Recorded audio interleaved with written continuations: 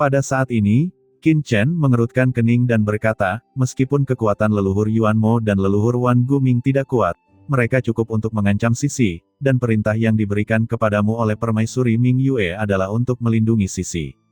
Jika ada yang begitu kuat orang-orang di dunia bawah, memasuki alam semesta asli, bagaimana bisa menjamin keselamatan Sisi? Inilah yang paling membingungkan Qin Chen. Perintah Permaisuri Ming Yue adalah untuk melindungi Sisi, namun tindakan Kaisar Abadi tidak melindungi Sisi. Faktanya, leluhur Wan Guming dan leluhur Yuan Mo hampir menyebabkan kematian Sisi. Hal ini jelas tidak sesuai dengan akal sehat. Kaisar Abadi berkata perlahan, Tuanku memberi saya dua tugas pada saat itu, satu adalah menjaga jalan, dan yang lainnya adalah melindungi keselamatan nona muda. Melindungi keselamatan nona muda bukanlah untuk mencegah nona muda itu agar tidak terancam bahaya, tapi untuk melindungi nona muda itu bahkan pada tahap awal. Setelah alam semesta jatuh, jiwanya tidak bisa tertarik ke dunia bawah dan memasuki sungai kematian untuk dilahirkan di dunia bawah. Selama dia kembali ke alam semesta aslinya, dia secara alami akan bereinkarnasi di dunia yang. Qin Chen terkejut, jiwa tidak memasuki dunia bawah setelah kematian. Bereinkarnasi di alam semesta asli. Pada saat ini, dia langsung memikirkan dunia bawah tempat Kaisar Abadi dan leluhur Yuan Mo bekerja sama. Dia mengerutkan kening dan berkata, maksudmu dunia bawah itu? Tepat sekali, ucap Kaisar Abadi mengangguk dan berkata lagi, saat itu, leluhur Yuan Mo dan aku. 6 jalan reinkarnasi dunia bawah yang mereka ciptakan bersama-sama seolah-olah untuk memenuhi tujuan leluhur Yuan Mo dalam menguasai alam semesta asli. Faktanya, itu untuk melindungi nona muda itu. Tidak peduli bagaimana nona muda itu jatuh di alam semesta asli, jiwanya akan bereinkarnasi di alam semesta asli dan tidak akan memasuki dunia bawah atau jatuh ke dalam reinkarnasi. Mendengar ini, semua orang tersentak. Tidak mungkin. Dengan kekuatanmu, bagaimana kamu bisa membangun dunia bawah reinkarnasi sekecil itu? Ucap Kaisar Yuming tiba-tiba mengerutkan kening dan berteriak, dunia bawah adalah penciptaan dan kelahiran langit dan bumi. Ini adalah hasil dari pergerakan alami surga. Jika kamu ingin menghindari gerakan reinkarnasi dunia bawah, itu tidak mungkin. Belum lagi kamu, bahkan aku, tidak mungkin membangun kembali dunia reinkarnasi di alam semesta yang di luar dunia bawah. Kata Kaisar Yuming menegaskan, metode macam apa yang digunakan untuk membangun kembali reinkarnasi 6 jalur kecil di laut kosmik di luar dunia bawah. Ini setara dengan menghadapi seluruh hukum dunia bawah. Bagaimana Kaisar Abadi melakukannya? Kaisar Abadi melirik Kaisar Yuming, tentu saja saya tidak bisa melakukannya. Tuan dan orang-orangnya bekerja sama untuk mengaturnya. Alam semesta asli sangatlah luar biasa, ini sangat berbeda dari yang lain. Jadi kita bisa membangun dunia bawah baru, dan saya hanya mempertahankan operasinya untuk tuanku. Lagi pula, aku harus mengandalkan istana Siming untuk melakukan ini. Ucap Kaisar Abadi menggelengkan kepalanya. Jadi begitu. Di samping, Qin Chen mengangguk. Pada titik ini, dia hampir memahami segalanya. Saat itu, Sisi adalah reinkarnasi dari putri Dewa Iblis Lian Xinluo. Jika Kaisar Abadi telah melindungi Sisi selama bertahun-tahun, maka wajar jika Sisi bereinkarnasi di benua Tianwu. Dan dari apa yang kudengar, Kaisar Abadi tampaknya adalah menteri yang benar-benar setia. Memikirkan hal ini, Qin Chen segera berkata, Abadi, Sisi harus pergi ke Laut Bencana Abadi sesegera mungkin dalam beberapa hari. Apa yang dapat Anda lakukan? Apa? Pergi ke Laut Bencana Abadi. Ucap Kaisar Abadi, memandang Sisi dan matanya menjadi serius. Mungkinkah kekuatan jurang maut pada nona muda itu? Ya, ucap Qin Chen mengangguk, Sisi terinfeksi dengan kekuatan jurang maut dan harus pergi ke Laut Bencana Abadi untuk menghilangkannya. Tapi sekarang Laut Bencana Abadi telah diblokir oleh Kaisar Wu Yueming dan Kaisar Yama, jadi saya datang ke sini hanya untuk melihat apakah ada yang bisa Anda lakukan. Jadi, rumor tentang Laut Mati. Kata Kaisar Abadi sepertinya memikirkan sesuatu, dan matanya tiba-tiba melebar. Hal tentang Laut Mati persis seperti yang kami lakukan. Ucap Qin Chen tersenyum dan menjelaskan secara singkat apa yang telah dia lakukan sebelumnya. Mata Kaisar Abadi tiba-tiba melebar. Beberapa rumor yang didengarnya ternyata benar adanya. Segera, Kaisar Abadi mengerutkan kening, ini akan merepotkan. Sulit untuk memasuki Laut Bencana Abadi sekarang, dan jika Anda membuat keributan seperti itu, tempat itu akan dikontrol dengan sangat ketat, dan saya jarang pergi ke Laut Bencana Abadi, jika ke sana gegabah pasti akan menimbulkan kecurigaan. Qin Chen mengerutkan kening. Namun, itu tidak sepenuhnya mustahil. Ucap Kaisar Abadi memandang Qin Chen dengan hati-hati, dengan tatapan aneh di matanya, jika kamu bersedia mengorbankan dirimu sendiri, aku punya cara. Apa? Korbankan dirimu sendiri. Ucap Qin Chen tercengang. Ekspresi aneh muncul di wajah Kaisar Abadi. Dia melirik Sisi dan ragu-ragu sejenak sebelum berkata, Taiyin Mingnu di antara 3 gadis dunia bawah di bawah komando tuanku pada waktu itu selalu suka mengumpulkan beberapa aura khusus dari pembudidaya hantu laki-laki dunia bawah. Kalau saya ke sana gegabah pasti akan menimbulkan kecurigaan, namun jika atas nama persembahan pembudidaya hantu laki-laki maka tidak akan ada masalah. Lagi pula hal seperti itu sangat lumrah di kalangan Taiyin Mingnu. Apa? Menawarkan pembudidaya hantu laki-laki?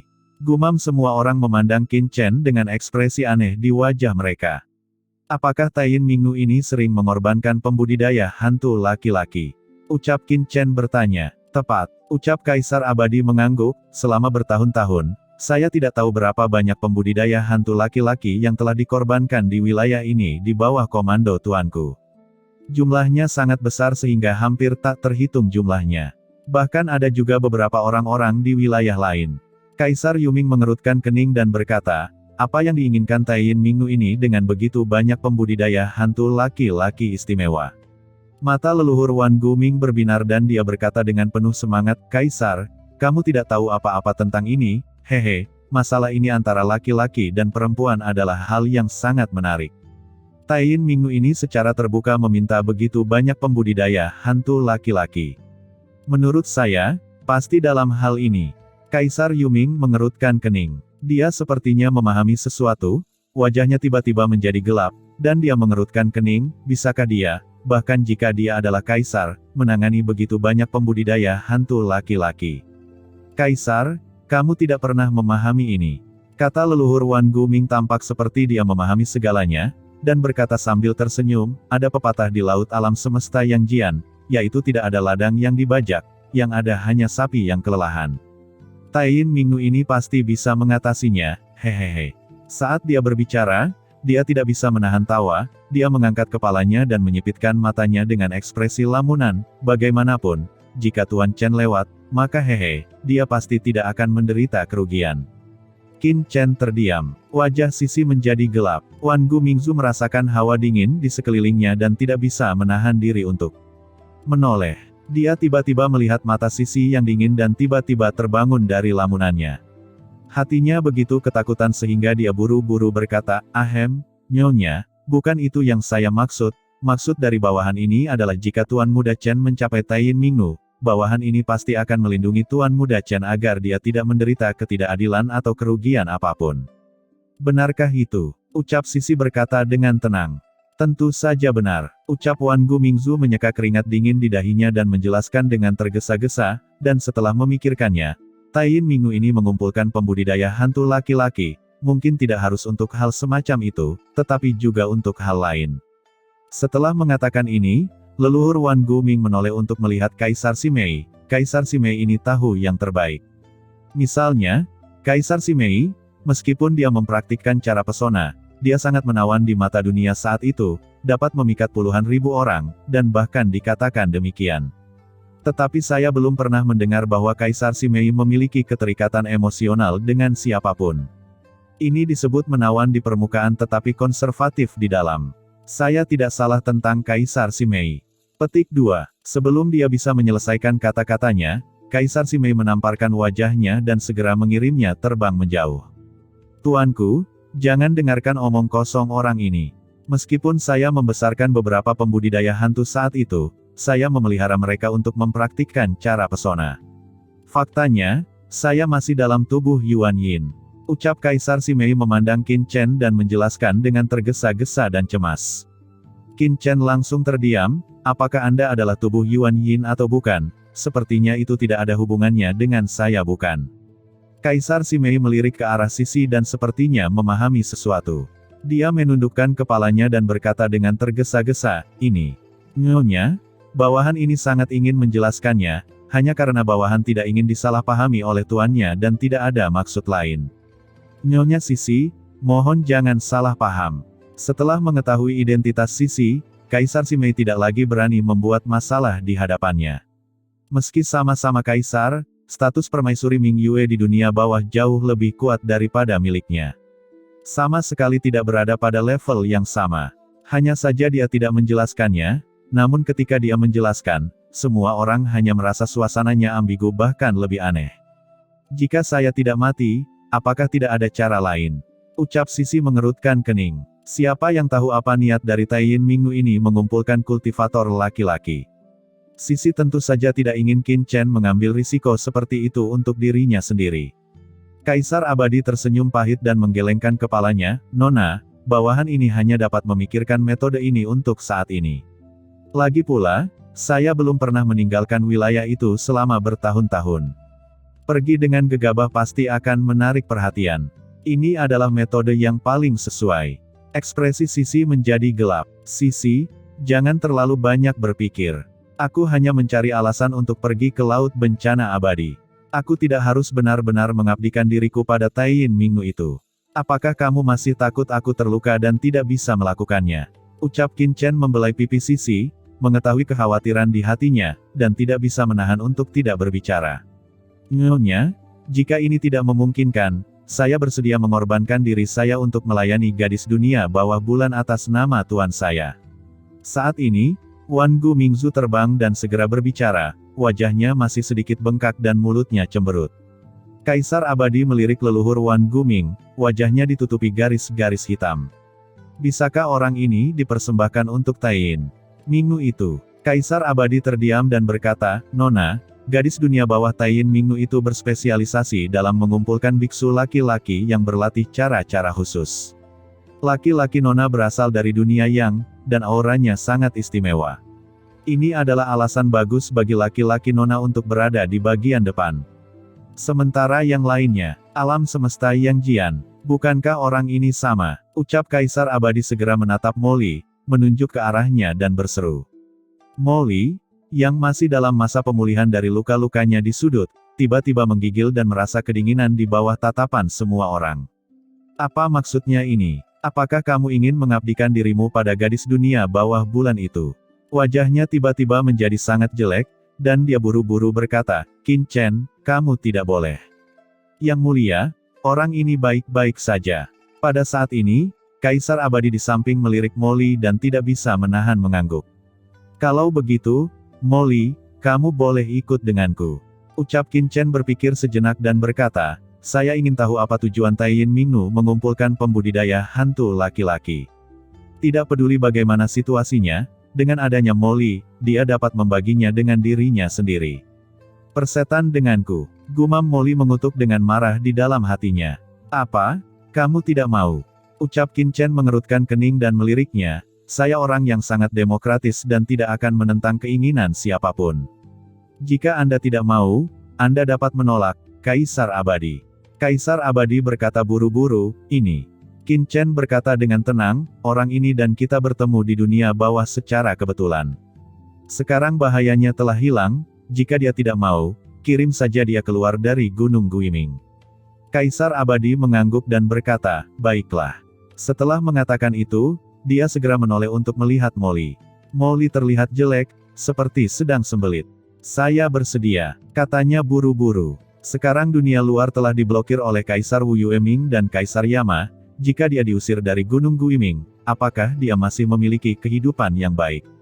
Saya khawatir dalam beberapa hari, mereka akan ditangkap oleh Kaisar Wu Yueming dan yang lainnya, bagaimana dia akan mati saat itu? Tidak ada yang tahu sama sekali. Saya akan bertahan. Dia mengertakkan giginya diam-diam di dalam hatinya. Tidak apa-apa jika kamu mau. Ucap Qin Chen melirik Molly sambil setengah tersenyum, yang membuat Molly merasa tidak nyaman seperti makan kotoran. Pada saat ini, Qin Chen telah bernegosiasi dengan Kaisar Abadi untuk beristirahat selama 1 malam dan berangkat keesokan harinya. Setelah membawa Kaisar Yuming dan yang lainnya ke dunia kekacauan, Qin Chen dan leluhur Wan Gu segera meninggalkan istana Kaisar Abadi. Hah? Begitu dia keluar, Qin Chen mengerutkan kening. Tuan, apakah Anda berubah pikiran dan akan mengorbankan bawahan Anda kepada Taiyin Mingnu? Ucap Wagu Mingzu berkata dengan penuh semangat ketika dia melihat Qin Chen berhenti. Wajah Qin Chen menjadi gelap dan dia mengabaikannya. Dia hanya mengangkat kepalanya, melihat ke langit, mengerutkan kening dan berkata, sepertinya seseorang sedang memperhatikan di sini. Apa? Seseorang mengawasi di sini. Ucap Wangu Mingzu menunjukkan ekspresi terkejut, Kaisar Abadi ini adalah seorang kaisar yang kuat. Siapa yang begitu berani? Pada saat ini, Kaisar Abadi perlahan berjalan mendekat. Setelah melihat mata Qin Chen, dia tertegun, Tuan, apakah kamu juga merasakannya? Qin Chen mengangguk dan mengerutkan kening, kamu tahu. Kaisar Abadi mengangkat kepalanya dan melihat ke langit yang tak berujung, bawahan ini juga adalah kaisar yang kuat. Bagaimana mungkin tidak merasa ada yang mengawasi di sini? Tapi jangan khawatir, Tuan, saat kita kembali ke dalam wilayah Mingshan, terdapat aula Siming dan beberapa kain peninggalan orang dewasa. Bahkan 4 kaisar agung mungkin tidak dapat menemukan petunjuk di sini. Qin Chen bertanya dengan bingung, siapa pihak lain itu? Kaisar Abadi menggelengkan kepalanya, saya tidak tahu. Wangu Mingzu tercengang, kamu tidak tahu. Kaisar Abadi memandang Qin Chen, orang ini sangat tersembunyi. Dia tidak menggunakan kekuatannya untuk mengawasiku secara pribadi. Dia sepertinya menggunakan semacam harta karun untuk mengamati pergerakan saya di Gunung Guiming. Selain itu, saya selalu mempertahankan tingkat ketiga dari kultivasi transenden puncak, dan saya tidak berani mengekspos diri saya pada kekerasan, tapi yang pasti orang ini seharusnya curiga terhadap Gui Mingshan saya, tapi tidak ada bukti. Kalau begitu, apakah kamu punya tebakan tentang pihak lain? Tanya Qin Chen. Kaisar Abadi menggelengkan kepalanya dan berkata sambil tersenyum pahit, tidak, bawahan ini bahkan tidak pernah mengetahui dari mana pihak lain memata-matai, apalagi menebak identitas pihak lain. Tidak dapat mengetahui dari mana pihak lain memata-matai. Gumam Qin Chen tertegun. Dia menyipitkan matanya dan merasakan dengan hati-hati. Benar saja, meskipun dia merasakan kekuatan tidak jelas yang sepertinya sedang mengamati Gunung Guiming, kekuatan ini sangat tidak jelas dan mustahil untuk menemukan lokasinya. Jika dia langsung menggunakan mata penciptaan dan mengamati dengan paksa, pihak lain pasti akan menemukan petunjuknya. Kaisar Yuming, bisakah kamu merasakan dari mana kekuatan ini berasal? Ucap Qin Chen berkata kepada Kaisar Yuming di dunia kekacauan. Kaisar Yuming mengerutkan kening, Nak Qin Chen, kekuatan ini tampaknya sangat mirip dengan serangan yang kita derita saat kita memasuki dunia bawah. Namun, dari mana asalnya, saya tidak dapat mengamatinya untuk saat ini. Apakah itu? Gumam, Qin Chen berpikir serius. Ketika dia datang ke dunia bawah dari alam semesta asli melalui saluran luar angkasa, dia disergap. Pada akhirnya, Kaisar Yuming kehilangan sumbernya dan mampu melarikan diri. Tapi meski begitu, dia masih terluka parah dan terbuang ke laut mati. Jika bukan karena serangan orang ini, dia mungkin tidak akan menerima warisan dari Kaisar Dewa Nisa Senior. Namun, bahkan Kaisar Yuming tidak dapat merasakan keberadaan orang yang mengawasi tempat ini, dan itu akan merepotkan. Kakak, kekuatan ini sepertinya berasal dari tubuh asli Sungai Panjang. Pada saat ini, Xiao Xiao melihat ke langit di luar dunia kekacauan dan tidak bisa menahan diri untuk tidak berseru. Apakah Sungai Panjang itu sebelumnya? Sungai Undet, pikir Qin Chen langsung mengerti. Pantas saja dia tidak bisa merasakan keberadaan pihak lain. Pihak lain merasakan dunia bawah dengan kekuatan Sungai Undet. Bagaimana orang biasa bisa mendeteksinya? Kaisar Abadi, siapa yang bisa mengendalikan Sungai Kematian sekarang? Ucap Qin Chen bertanya dengan ragu. Kaisar Abadi berpikir sejenak dan berkata, Tuan, Sungai Undet adalah sungai induk di dunia bawah. Tidak ada yang benar-benar bisa mengendalikannya. Siapapun dapat memasuki Sungai Undet untuk berlatih, dan selalu ada beberapa kaisar hebat yang menjaganya di luar Sungai Undet. Kaisar Wu Yueming dan Kaisar Yama sekarang menjadi pemimpin dunia bawah, sehingga mereka secara alami dapat memasuki Sungai Kematian. Qin Chen tertegun. Dengan cara ini, saat ini saya tidak dapat mengetahui kaisar mana yang pertama kali menyerang saya. Jangan khawatir, selama kamu berada di dunia bawah, cepat atau lambat kamu akan bertemu orang ini. Gumam Qin Chen menyipitkan matanya dan berkata pada dirinya sendiri. Tetapi pada saat ini, ketika Qin Chen merasakannya lagi, rasa voyeurisme telah hilang. Jelas pihak lain tidak memantau tempat ini sepanjang waktu, tidak heran dia tidak menyadarinya pada awalnya. Selanjutnya, Kaisar Abadi membawa Qin Chen ke halaman. Tuan, halaman ini adalah tempat tinggal orang dewasa ketika dia datang ke sini. Saya telah menyimpannya. Sekarang Anda dan Nona muda ada di sini. Anda dapat tinggal di tempat tinggal orang dewasa. Ucap Kaisar Abadi berkata dengan hormat. Hah? Ini adalah tempat di mana ibuku tinggal. Gumam Sisi kini telah keluar dari dunia kekacauan. Melihat halaman di depannya, dia merasakan keintiman yang tak bisa dijelaskan. Adapun kalian berdua, ikutlah denganku dan aku akan membawamu untuk tinggal di tempat lain, kata Kaisar Abadi kepada leluhur Wan Guming dan Molly yang berdiri di samping. Wan Gumingzu ingin mengatakan sesuatu lagi, tetapi ketika dia melihat Qin Chen dan Sisi berjalan ke halaman sambil berpegangan tangan, dia segera menutup mulutnya. Setelah beberapa saat, Kaisar Abadi membawanya dan Molly ke halaman lain. Apa? Aku akan tinggal di sini. Melihat rumah di depannya, yang jelas jauh lebih sederhana daripada rumah Qin Chen, mata Wan Gumingzu membelalak. Apa? Kamu tidak menyukainya? Ucap Kaisar Abadi meliriknya, saya jarang menerima tamu yang datang ke Gunung Guiming, jadi saya tidak punya banyak kamar tamu. Jika Anda tidak mau, Anda bisa tinggal bersama bawahan saya, tapi kalau ada yang bocor, jangan menyalahkan saya karena tidak memperingatkan Anda sebelumnya. Lagi pula, tidak ada yang tahu apakah ada mata-mata yang ditanam oleh 4 Kaisar Agung atau seseorang di sini. Saya akan tinggal, ucap Wan Gumingzu berkata dengan ekspresi jelek. Di sampingnya, Molly tidak berkata apa-apa dan langsung masuk ke salah satu ruangan. Huff, Iblis Qin, suatu hari nanti aku akan memberitahumu siapa yang sebenarnya kuat. Gumam Molly berdiri di dalam ruangan, mengepalkan tinjunya. Aura mengerikan tiba-tiba melonjak ke seluruh tubuhnya, dan matanya berubah menjadi cahaya dingin. Oke. Pada saat ini, leluhur Iblis Luo berkata dengan nada menghina, jangan menangis sepanjang hari, seolah-olah kamu telah dianiaya. Apa salahnya kita mengikuti kepala Iblis Qin ini? Lihatlah bawahannya. Semua orang minum makanan pedas, dan kita mengikutinya, tidak perlu kerja keras lagi, cukup berbaring saja, hehe, enak sekali. Molly meliriknya tanpa berkata-kata, apakah kamu begitu tidak berharga? Apa yang kamu sebut aku tidak berharga? Ucap leluhur Iblis Luo tiba-tiba menjadi cemas, apa yang kamu tahu, bagaimana aku tidak berharga? Aku telah mengikutimu selama bertahun-tahun. Apakah kamu bertarung sampai mati? Jangan berbohong dengan mata terbuka. Kami orang biasa menginginkannya, namun sulit untuk berhasil. Setelah bertahun-tahun, saya begitu sengsara hingga kehilangan tubuh saya dan hanya bisa tinggal di tubuh Anda. Apakah menurut Anda saya bersedia? Benarkah? Ucap Molly melihatnya sekilas dan berkata dengan tenang, terkadang kamu menemukan alasanmu sendiri mengapa kultivasimu tidak meningkat setelah bertahun-tahun. Sudahkah kamu bekerja keras untuk berkultivasi? Leluhur Iblis Luo tertegun, lupakan saja, aku tidak akan memberitahumu lagi. Ucap leluhur Iblis Luo terlalu malas untuk berbicara omong kosong, kamu akan segera menyumbangkannya kepada permaisuri Taiyin itu. Pikirkan sendiri, bagaimana kamu bisa mewujudkannya. Jika orang lain menyukai Anda, tolong buat dia bahagia. Jangan kehilangan tautan ketika saatnya tiba.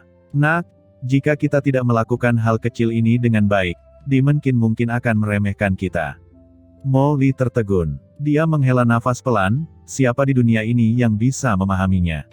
Di sisi lain, di halaman permaisuri Ming Yue, Qin Chen memegang tangan Sisi dan berjalan perlahan ke sini, melihat semuanya di sini.